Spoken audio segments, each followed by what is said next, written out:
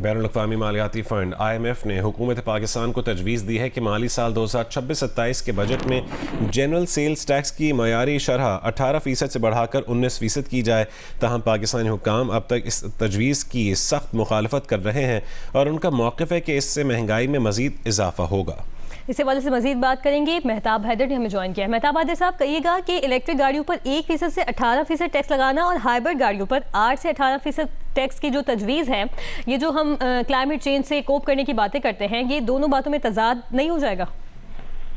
जी बिस्मिल्लाहिर्रहमानिर्रहीम। देखिए, बुनियादी तौर पर जो पाकिस्तान और IMF के दरमियान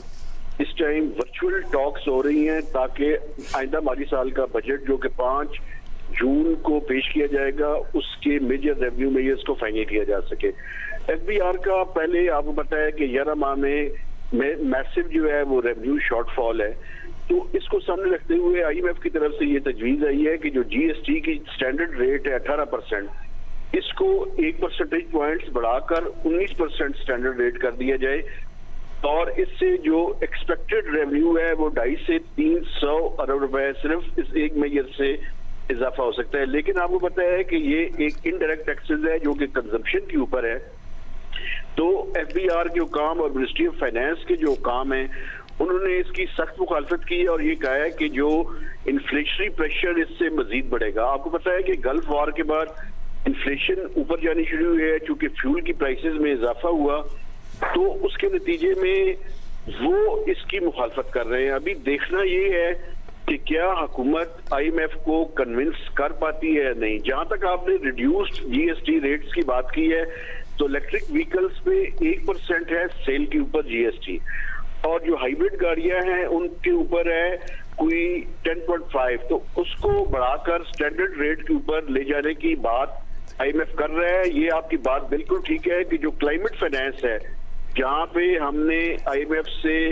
एक एडिशनल लोन लिया है $1.4 बिलियन का, ये बिल्कुल उसके अगेंस्ट है, क्योंकि एक तरफ हम क्लाइमेट को प्रमोट करने की बात कर रहे हैं और दूसरी तरफ जो क्लाइमेट रेजिस्टेंस गाड़ियां हैं उनकी हम कीमतों में इजाफे की बात कर रहे हैं। तो ये कॉन्ट्रडिक्टरी पॉलिसीज तो हैं, लेकिन IMF का एक बुनियादी फलसफा है और वो फलसफा ये है कि टैक्स के अंदर स्टैंडर्ड रेट जो है वो हो, किन चीजों के ऊपर ये जो हम रिड्यूस रेट्स रखते हैं ये चीजें ना हो। इसके साथ साथ मैं आपको बताऊं, सोलर के ऊपर भी 10% GST है, उसको 18% स्टैंडर्ड रेट पे ले जाने की तजवीज भी IMF की तरफ से आ रही है। अब बजट के मौके पे पता चलेगा कि किन किन चीजों पे हम स्टैंडर्ड रेट के ऊपर जाते हैं और किन किन चीजों को हम प्रोटेक्ट कर पाते हैं। मेहताब हैदर साहब, हमारे साथ ही रहिएगा। एक और खबर अपने नाज़रीन से शेयर करेंगे। बैनुल-अक़वामी मालियाती फ़ंड ने IMF ने हुकूमत पाकिस्तान को तजवीज़ दी है कि माली साल 2026-27 के बजट में जनरल सेल्स टैक्स की मयादी शरह 18% से बढ़ाकर 19% की जाए। FBR के महसूलात में कमी मजीद बढ़ गई है और माली साल 2025-26 के पहले 11 महीने के दौरान ये 868 अरब रुपये तक जा पहुँची है। मेहताब साहब, ये महसूलात में कमी क्यों वाक़ हुई? देखिए, जो ये मौजूदा माली साल है, इसके दौरान पार्लियामेंट से जो FBR का हदफ मुकर्रर हुआ था वो 14,130 अरब रुपए था, उसको डाउनवर्ड रिवाइज करके 13.979 ट्रिलियन किया गया। लेकिन ये जो 13.979 ट्रिलियन है, अगर उसको मद्देनजर रखें तो पहले 11 माह के दौरान कोई 864 से 868 अरब रुपए का रेवेन्यू शॉर्टफॉल है, और जो ये लास्ट मंथ गुजरा है मई का, इसके दौरान 1150 अरब रुपए का टारगेट था और 966.5 बिलियन रुपए FBR ने जमा किए हैं। इसकी जो शॉर्टफॉल है उसकी बुनियादी वजह एक तो गल्फ वार के बाद जो इकोनॉमिक एक्टिविटीज में हॉल्ट हुई हैं उसकी वजह से, और खासकर ये जो लास्ट वीक पूरा गुजरा है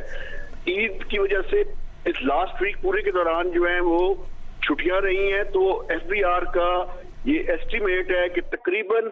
60 अरब रुपए जो है वो इसकी वजह से उनका जो शॉर्टफॉल है वो बढ़ा है, और वो ये तवक्को कर रहे हैं कि नेक्स्ट माह के दौरान ये पैसे रिकवर हो जाएंगे। लेकिन ये जो 13.979 ट्रिलियन का टारगेट है ये बिल्कुल अब यहाँ हो चुका है कि ये अचीव नहीं हो सकता, और FBR की जो आइंदा माह है यानी जून है, उसके दौरान FBR को मैक्सिमम रेवेन्यू करना पड़ेगा, ताकि अगर 13,000 अरब रुपए को FBR टच कर ले तो ये FBR की कामयाबी तस्वर होगा और तकरीबन 1,000 अरब रुपए से ज्यादा का शॉर्टफॉल जो है वो इस मौजूदा माली साल के दौरान नजर आ रहा है। जी ठीक, बहुत शुक्रिया मेहताब हैदर साहब दोनों खबरों पर तफसीली तज्जिया करने के लिए।